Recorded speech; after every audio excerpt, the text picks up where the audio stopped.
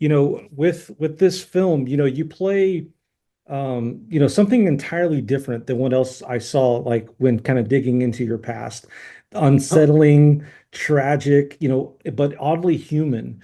What drew you to this character, and how did you approach bringing him to life, once that script kind of landed in your lap?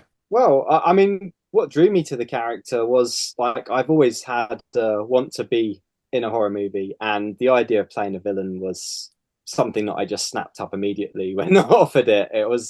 Yeah, it sounded like a great opportunity.